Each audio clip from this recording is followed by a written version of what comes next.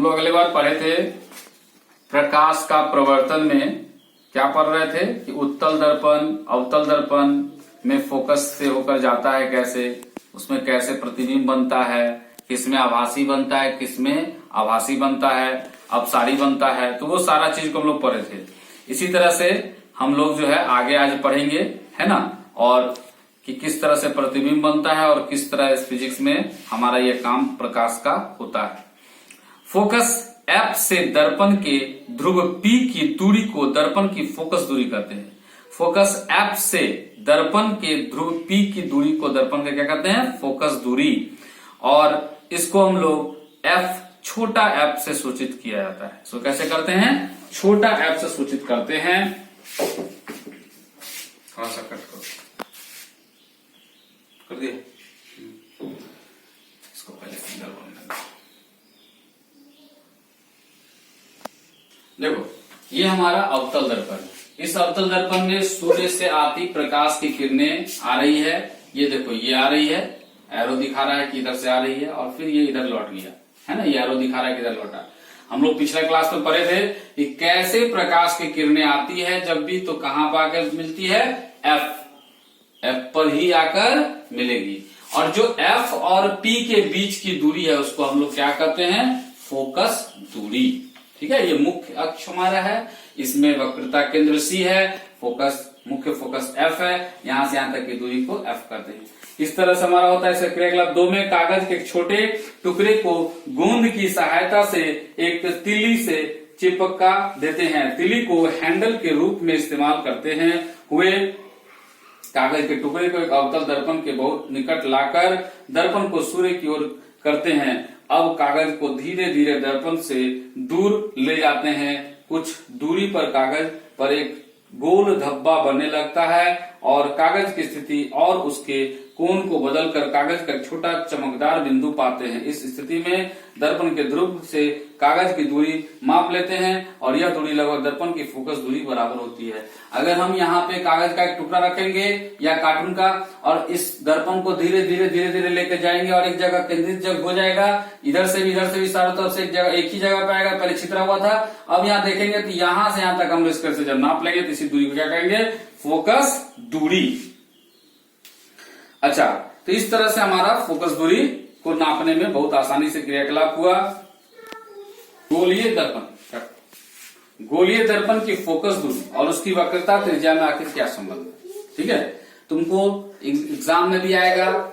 सिद्ध कीजिए F=R/2 या R=2F सिद्ध कीजिए। ठीक है, तो गोलीय दर्पण की फोकस दूरी और उसकी वक्रता त्रिज्या को आधी होती है। गोलीय दर्पण की फोकस दूरी और उसकी वक्रता त्रिज्या क्या होती है? आधी होती है।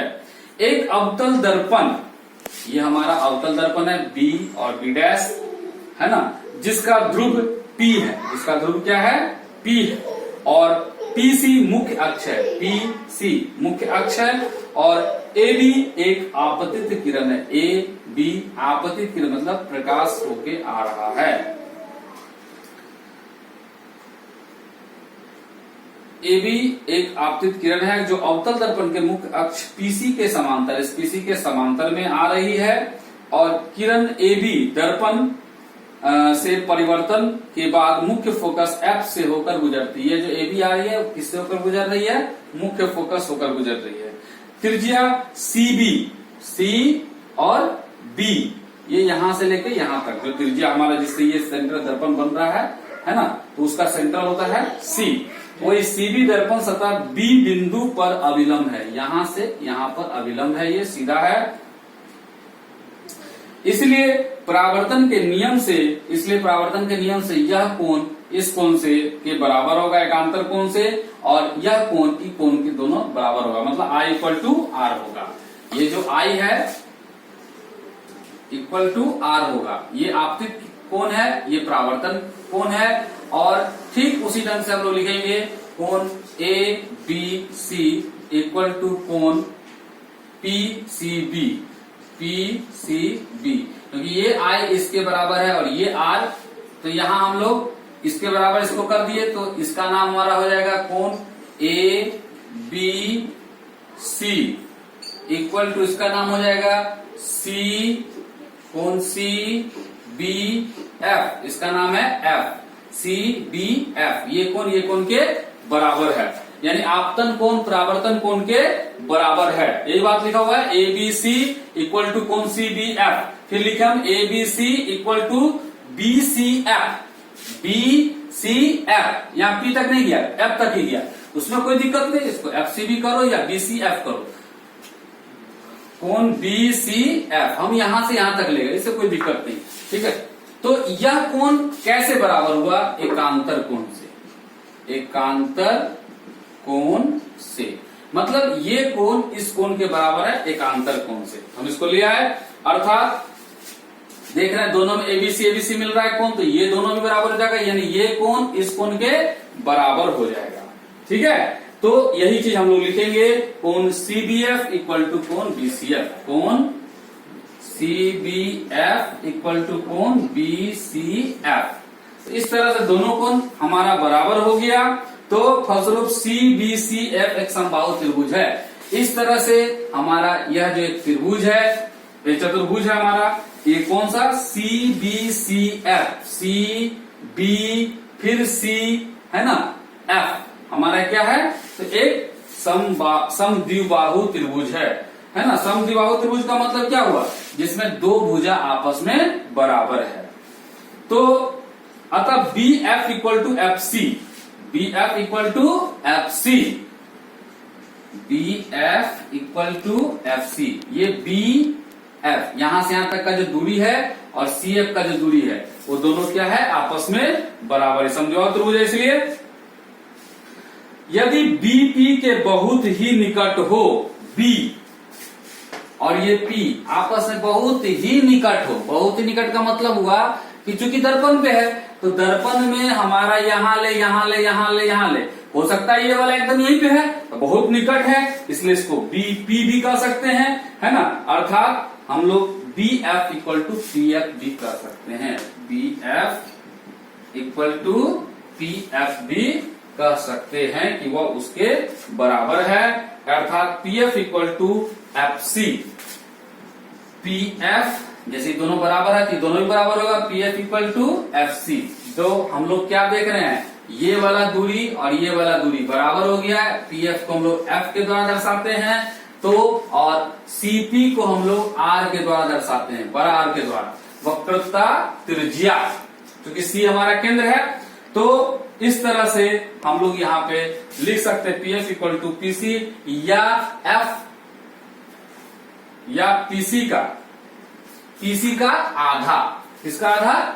पीसी का आधा। एक ही बात हुआ, ये और ये दोनों बराबर जब होगा तो पूरा का आधा ही होगा, दोनों में से कोई एक, लिख दिए पीसी का आधा। तो एफ सी और सी एफ हमारा पीसी को आर के द्वारा दर्शाते हैं और एफ सी को एफ के द्वारा, ये हमारा R by two, F equal to R by two हमारा ये इस तरह से प्रूव हो गया, ठीक है। फिर से एक बार समझो इस बात को, जब हम कोण आई कोण आर के बराबर है, ये हम लोग दोनों जान रहे हैं क्योंकि ये बीच में अविलंब है, दोनों को बराबर भागों में बांटता है। तो यह जो हमारा समांतर लाइन है पीसी के समांतर लाइन है, तो कोण A B C, A B और ये सी और सी बी एफ, ये कोण इस कोण के बराबर है, ये बात हम लिखे हैं। उसके बाद कोण A B C equal to B C F, ये कोण इस कोण के बराबर होगा। कहां से? एकांतर कोण से। समांतर रेखा के बीच में जब भी कोई लाइन ऐसे करके खींचते हैं तो उसका यह कोण इस कोण के बराबर होता है, एकांतर कोण से। तो जब ये कोण के बराबर है तो ये कोण भी इस कोण के बराबर होगा। तो यही चीज लिखने के बाद इस तरह से हमारा बी एफ एफ सी के बराबर है, बी एफ एफ सी के बराबर, क्योंकि एक प्रकार का समद्विबाहु त्रिभुज हो गया। तो इस प्रकार से बी एफ पी एफ के नजदीक होगा, बी एफ जो है पी एफ के नजदीक, क्योंकि मान लो कि नजदीक है, अर्थात एक प्रकार का ये त्रिभुज बन रहा है इस तरह से। तब हमारा P F equal to F C equal to P C by two, जब ये इसके बराबर है, ये इसके बराबर है, इसका मतलब क्या हुआ? ये इसके बराबर हो जाएगा। तो ये इसके बराबर हो जाएगा, इसका मतलब क्या हुआ? आधा हुआ पूरा का, तो पूरा का हम आधा कर दिए, F इसको कह रहे हैं, और यहां से यहां तक R है तो R का आधा हो गया, F इक्वल टू R/2। इस तरह से सिद्ध हुआ। अगला बोल रहा है गोलीय दर्पण के लिए किरण आरेख की बनावट। गोलीय दर्पण अपने सामने रखे प्रदीप्त वस्तुओं को के प्रतिबिंब बनाते हैं। ऐसे दर्पण द्वारा प्रतिबिंब निर्माण के लिए समतल दर्पण जैसा वस्तु के किसी बिंदु से कम 2 किरणें लेते हैं। परावर्तन के बाद ये किरणें जिस बिंदु पर मिलती है वह बिंदु स्रोत का वास्तविक या प्रतिबिंब होता है। इस तरह एक बिंदु को लेकर वस्तु के पूरे प्रतिबिंब की रचना की जा सकती है। मतलब एक ही बिंदु पर यानी मुख्य फोकस पर लेकर ही हम सारा प्रतिबिंब बना सकते हैं। अब प्रश्न यह उठता है कि किन 2 किरणों के लिए जाए विशेष कारणों से जिनकी व्याख्या नीचे दी जा रही है। मतलब मुख्य अक्ष के अनुसार, फिर उसके बाद फोकस के अनुसार, वक्रता केंद्र के अनुसार, जो चित्र दिया हुआ उसके अनुसार में तुम्हारा इसका वर्णन रहेगा। देखते हैं। पहला है मुख्य अक्ष के समांतर किरणें। मुख्य अक्ष के समांतर किरणें, मान लो ये मुख्य अक्ष हमारा, इसका समांतर किरण कौन है? आपतित किरण, और इधर से भी आएगा तो आपतित किरण ही होगा। दर्पण यदि अवतल हो तो उसके मुख्य फोकस F से होकर जाती है। अगर दर्पण हमारा क्या है? अवतल है, तो इसका जो भी आपतित किरण होगा वो किससे होकर जाएगा? परावर्तित होकर F से ही जाएगा। अच्छा, दर्पण यदि उत्तल हो तो उसके फोकस F से आती हुई प्रतीत होती है। जब भी कोई दर्पण है ना, देखो मुख्य अक्ष के समांतर किरण, दर्पण के मुख्य अक्ष के समांतर किरण, ये मुख्य अक्ष का समांतर किरण है। और दर्पण यदि अवतल हो, ये अवतल दर्पण है, तो उसके फोकस F से होकर जाते हैं। ये हमारा जो किरण ये किससे होकर जा रहा है? F से। F मतलब मुख्य फोकस, ठीक है। अगर दर्पण उत्तल है, ये अवतल था, ये उत्तल है, तो उत्तल दर्पण होने पे इसमें बोल रहा है फोकस F से होती हुई, इसमें F से होती हुई जा रही है ना, और बीच का विलंब वक्रता केंद्र से होकर जा रहा है। फोकस की दिशा में आपतित किरण, फोकस की दिशा में अगर मान लो यहां से कोई किरण जा रहा है, अगर ये किरण यहां से जाएगा, जैसे मुख्य फोकस होकर ऐसे करके तिरछा होकर जा रहा है, तो भी देख रहे हैं क्या? ये सीधा जा रहा है। मतलब अगर सीधा जा रहा है तो हमारा तिरछा, और सीधा तिरछा जा रहा है तो हमारा सीधा हो जा रहा है। इस तरह से ये आपतन कोण बन रहा है और ये परावर्तन कोण बन रहा है। तो इस तरह से हमारा किसी भी तरह से उसका मुख्य फोकस से होकर ही जा रहा है, ठीक है। अगर इसी को हम जो है फोकस से होकर लेकर जाते हैं, देखो यहां पर से आपतित किरण है, पहले इससे हमारा आपतित किरण हो रहा था, अब आपतित किरण इससे हो रहा है, तो हमारा मुख्य फोकस पे जा रहा है, और फिर ऐसे करके ये लौट जा रहा है। तो ये बीच में अविलंब, तो ये वाला आपतन कोण हो गया, परावर्तन कोण हो गया।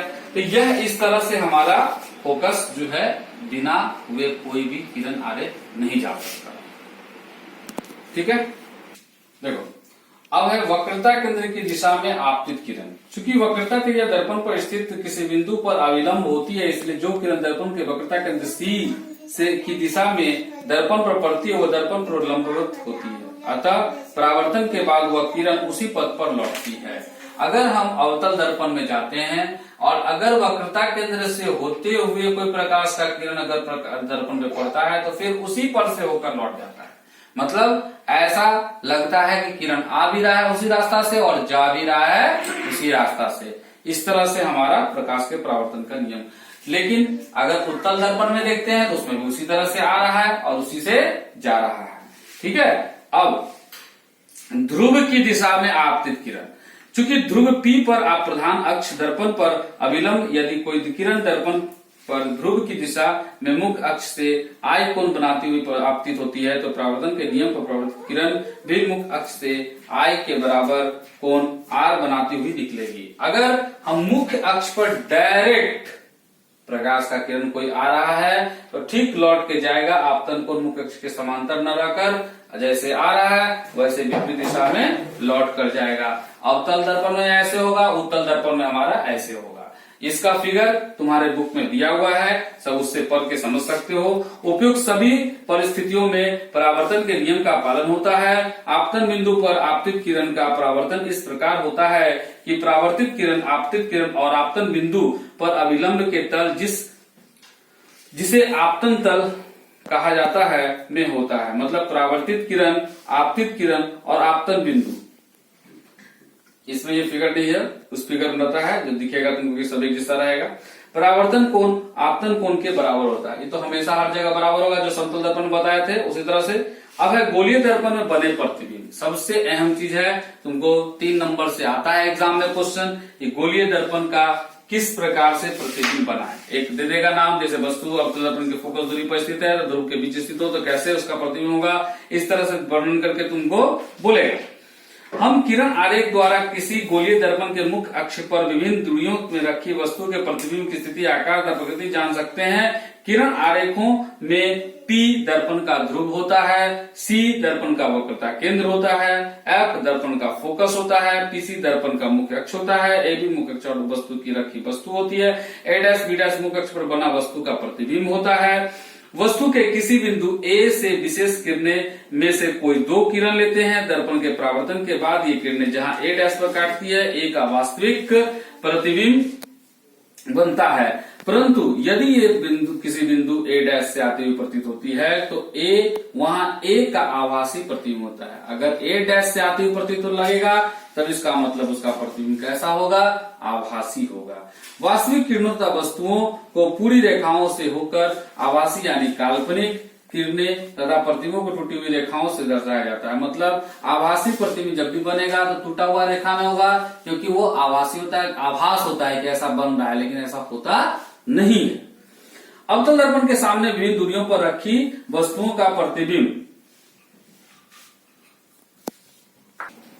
तो जब वस्तु अवतल दर्पण के फोकस और ध्रुव के बीच स्थित होता है, जब वस्तु कहाँ होता है तो अवतल दर्पण के फोकस और ध्रुव ये है और मुख्य फोकस ये है, इसके बीच में स्थित रहेगा, तो प्रतिबिंब कहाँ बनेगा, अनंत पर। प्रतिबिंब कहाँ बन रहा है, देखो अनंत पर। यही चीज लिखा हुआ, जब वस्तु बिंदु AB अवतल दर्पण के फोकस F और ध्रुव P के बीच रहती है तब प्रतिबिंब A' B' दर्पण के पीछे की ओर बनता है। यह प्रतिबिंब काल्पनिक, सीधा और आवर्धित अर्थात वस्तु से बड़ा होता है। यहाँ पे प्रतिबिंब बन रहा दिख रहा है जो कि हमारा अनंत है, यानी अर्थात यह हमको दिखाई तो देगा लेकिन काल्पनिक रूप में रहेगा और सीधा भी रहेगा, साथ ही आवर्धित यानी वस्तु से बड़ा भी रहेगा। ठीक है। अब जब वस्तु अवतल दर्पण के फोकस पर स्थित रहेगा, जब वस्तु कहाँ रहेगा, फोकस पर, ठीक है, तो फोकस पर स्थित रहेगा। जब वस्तु AB अवतल दर्पण के फोकस F पर रहती है तब प्रतिबिंब अनंत पर बनता है। कहाँ बन रहा है इस बार, अनंत। ये दर्पण के पीछे बन रहा है कब, जब अगर वस्तु मुख्य फोकस और ध्रुव के बीच में है, और जब वस्तु मुख्य फोकस पर रहेगा तो इसका प्रतिबिंब कहाँ बनेगा, अनंत पर बनेगा। और वह कैसा बनेगा, प्रतिबिंब वास्तविक रहेगा, उल्टा रहेगा और बहुत ही आवर्धित रहेगा, मतलब बहुत बड़ा रहेगा। ठीक है, ये चित्र यहाँ दिखाया गया है, तुम्हारा बुक में सारा बना हुआ है। तीसरा है, जब वस्तु अवतल दर्पण के वक्रता केंद्र अर्थात वक्रता केंद्र ये C और F के बीच में रहेगा,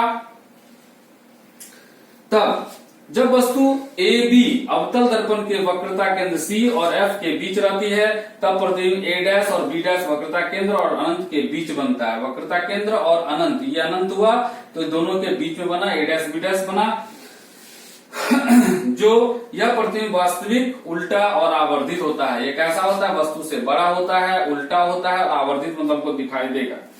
ठीक है, मतलब वास्तविक भी रहता है यानी दिखाई दे रहा है, आवर्धित मतलब बड़ा। अब हमारा है, जब वस्तु अवतल दर्पण के वक्रता केंद्र पर रहेगा। यहाँ क्या था, वक्रता केंद्र मुख्य फोकस के बीच में। अब कहाँ है वस्तु, हमारा वक्रता केंद्र पर ही रहेगा। तब जब वस्तु AB अवतल दर्पण के वक्रता केंद्र C पर रहती है तब प्रतिबिंब A' B' वक्रता केंद्र पर ही बनता है। यह प्रतिबिंब वास्तविक, उल्टा और वस्तु से सहज के आकार का होता है। जैसा वस्तु है वैसे ही प्रतिबिंब भी रहेगा और जहां वस्तु रखा हुआ वहीं पर रहेगा प्रतिबिंब भी, यानी वक्रता केंद्र पर ही बनेगा। अगला है जब वस्तु अनंत और अवतल दर्पण के वक्रता केंद्र के बीच रहेगा। वस्तु कहाँ रह रहा है मेरा? अनंत और वक्रता केंद्र के बीच में रहता है, तब वस्तु का प्रतिबिंब हमारा कहाँ बनेगा?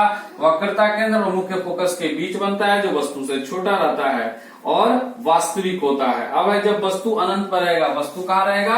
अनंत पर, है ना, तब हमारा प्रतिबिंब क्या बनेगा? चंद्रमा, सूर्य आदि जैसे वस्तु दर्पण के सामने होने पर उन्हें अनंत दूरी पर स्थित माना जाता है। ऐसी वस्तुओं से आने वाली किरणें समांतर होती है। जब समांतर किरणें अवतल दर्पण पर आपतित होती है तो वे दर्पण परावर्तित होकर फोकस तल पर एक बिंदु पर मिलती है। इसलिए अनंत पर स्थित वस्तु का प्रतिबिंब a', b' वास्तविक उल्टा तथा वस्तु से छोटा होता है। वस्तु यानी चंद्रमा कितना बड़ा है, सूर्य कितना बड़ा है, लेकिन उसका प्रतिबिंब जब देखते हैं हम लोग तब क्या होता है? एकदम छोटा दिखाई देता है। और कहाँ बनेगा? मुख्य फोकस पर हमारा प्रतिबिंब दिखाई देगा कि वहां बना है। इस तरह से समझ आया बात? अब देखिए एक चार्ट बना हुआ है तुम्हारा कि किस तरह से अवतल दर्पण में बने प्रतिबिंब की स्थिति, प्रकृति और उसका आकार एक चार्ट में दिया हुआ है। जब ध्रुव पे रहेगा तो ध्रुव पर बनेगा, आवासी रहेगा, सीधा और बराबर। ये पूरा चार्ट जैसा चित्र बना हुआ है। अगर आप इसको याद रखते हो तो बहुत ही ज्यादा आपको याद रहेगा। अब अवतल दर्पण से बने प्रतिबिंबों का प्रकृति समझने के लिए पहले उसकी फोकस दूरी का लगभग मान क्रियाकलाप 2 बताई गई है। जैसे यहाँ पे दिखाया गया कैसे मोमबत्ती रखा है, उसका प्रतिबिंब F और C के बीच में, और अवतल दर्पण रखने पर हमारा उसका पर्दा पे दिखाई दे रहा है, जैसा कि हम लोग पहला चित्र में देखे थे, है ना। तो इस तरह से हमको जलती मोमबत्ती जो है स्टैंड में दिखाई देगा पर्दा पे, ठीक है। अब देखते हैं अवतल दर्पण का उपयोग। तो अवतल दर्पण के मुख्य उपयोग निम्नलिखित है। चूंकि अवतल दर्पण निकट रखी वस्तु को सीधा बड़ा आवासी प्रतिबिंब बनाता है, इसलिए बड़ी वक्रता त्रिज्या वाले अवतल दर्पण का उपयोग हयामती बनाने वाले जो दर्पण होता है दर्पण के रूप में किया जाता है। मतलब दाढ़ी बनाने का जो काम होता है जहां दर्पण का, उस दर्पण में कौन सा दर्पण का उपयोग होता है? अवतल दर्पण। टॉर्च, वाहने, हेडलाइट, सर्च लाइट आदि अवतल दर्पण का उपयोग परावर्तक के रूप में किया जाता है। इनमें टॉर्च में वाहनों के हेडलाइट मतलब क्या होता है? जहां से मतलब गाड़ी का लाइट जाता है, वो क्या हेडलाइट, उसमें अवतल दर्पण का उपयोग होता है। अच्छा, इनके प्रकाश के स्रोत को अवतल दर्पण के फोकस पर रखता है और जिसे परावर्तन के बाद प्रकाश समांतर किरण पुंज द्वारा प्राप्त होता है। मतलब ये सब एक जगह जाके इकट्ठा में हमको दिखाई देता है, जिससे हमको दिखाई देता है कि बहुत ज्यादा मात्रा में है, और वहां रोशनी एक जगह इकट्ठा में होता है। रोगियों के नाक, कान, गले, दांत आदि की जांच के लिए डॉक्टर अवतल दर्पण का उपयोग करते हैं, जिसे किसी प्रकाश के स्रोत से आते प्रकाश को छोटा सा जगह केंद्रित करता है। अच्छा, सौर भट्टियों में सूर्य से आती उष्मा ऊर्जा को बड़े बड़े अवतल दर्पण द्वारा छोटी जगहों पर केंद्रित किया जाता है और इससे प्राप्त उष्मा से कई प्रकार का उपयोग किया जाता है। सौर भट्टी में क्या होता है? सूर्य से आई ऊर्जा को सब एक जगह रख लेता है और रखने के बाद उसको जो है एक जगह रखने के बाद वहां आग लग जाता है और उससे हमारा जो काम करना है जिस भट्टी के द्वारा, उस भट्टी से हम लोग काम करते हैं, या सिर्फ उसके उष्मा से द्वारा जो गर्म होता है वस्तु, उसको हम लोग उपयोग कर सकते हैं। आज हम लोग यही तक पढ़ेंगे, अगले बार पढ़ेंगे जो अवतल दर्पण का है, ये बात हम लोग पढ़ लिए। अब हम लोग पढ़ेंगे उत्तल दर्पण में, ठीक है। देखो, अब तुम लोगों को जो याद करने दिया जा रहा है, फिर से बोलेंगे, उस याद करने वाले चीज को बहुत अच्छे ढंग से जितने चीज याद करना है। लग रहा होगा नहीं सर ये तो हम पढ़े ही लेसन, ये लेसन को पढ़े नहीं है सर, इसमें से आप दे रहे हैं याद करने, नहीं, ये पूरा याद करना है। आपको पूरा बुक पढ़ाया जाएगा, तो याद भी आपको अभी से कर लेना है। अगर आप पहले पढ़ो चाहे पहले याद करो, दोनों में एक ही बात समानता है। अगर आप पहले याद कर लिए तो पढ़ने के समय में तुमको समझ में आएगा, अगर पढ़ लेने के बाद तुम याद करते हो तुमको समझ में जल्दी आएगा। इसलिए कोई इसमें तकलीफ नहीं होनी चाहिए। जो तुमको याद करने मिल रहा है 2-2 क्वेश्चन करके, बहुत ज्यादा नहीं मिल रहा है, दिन भर टाइम है, 2-2 क्वेश्चन करके बहुत इजी ढंग से तुम याद कर सकते हो। और बहुत सिंपल क्वेश्चन है, बहुत बड़ी क्वेश्चन नहीं है, ठीक है। Okay, thank you.